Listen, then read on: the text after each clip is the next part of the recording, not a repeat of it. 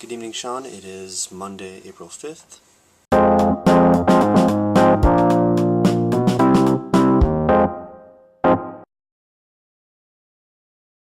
Sean, as you know, my favorite movie of all time is High Fidelity with John Cusack.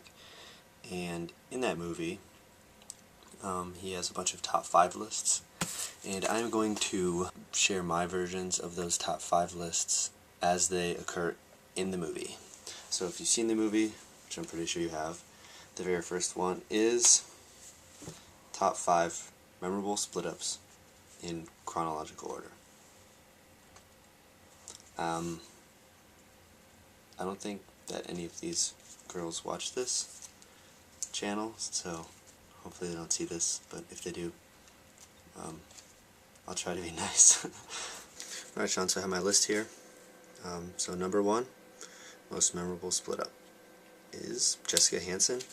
We dated, I guess, my sophomore and part of my junior year in high school, and I think we met in band, so it was one of those band romances. It was your typical high school relationship. I forget why we broke up, but I do remember it was a cold, dark winter day in Minnesota, and we were like in the hallway by the theater department, and it was like pretty abrupt. Number 2 is Amanda Rose. It's not the only time she occurs on this list, so yeah, that's probably my fault. Amanda and I dated, I guess, my junior year through that summer and then part of the fall, so I don't know, give or take 7 months. We had a lot of fun together. She had just moved from Connecticut, I think maybe a few months before we started dating, so I kind of nabbed the new girl in school, and we did have a lot of fun. I guess the reason this one was memorable is because I kind of decided I wanted to date somebody else while we were dating, and I pretty much just told her that, and we were sitting in her driveway at her old house, which is only a couple blocks from where Dad lives now. But yeah, so that was pretty hard, probably wrong of me too, as I realized later. Number 3 is Michaela Sweeney. We met each other during cross country.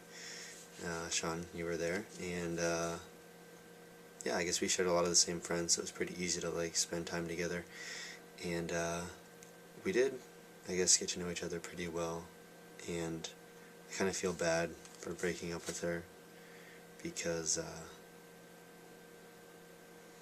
don't know, I just think there wasn't really anything wrong with the relationship, but I realized that I shouldn't have broken up with Amanda in the first place, so I got back together with Amanda, which, she's number 4, and so we got back together a couple weeks before graduation my senior year, and we already knew that we were going to different schools, so it was going to be pretty tough, and it turned out to be. I remember, I think it was later that fall, I remember hearing about her hanging out with this boy, and the name kept coming up. I forget his name, but the name kept coming up, and that's kind of how I knew I was like being replaced, which, I mean, it's inevitable when you're that far apart, but so it's pretty memorable. I mean, we did try, I think maybe that following summer when I came back again, but I don't know, it's just kind of too late. But we did have a lot of fun together, I guess, both times we dated. So, and finally, number 5 is Nancy Ramirez. We dated my freshman year here at K-State, and it was only, I guess, a couple months long, but I realized, I guess, probably halfway through, maybe month and a half in, that she had some like personal problems that weren't, I guess, her fault, but she had to deal with them.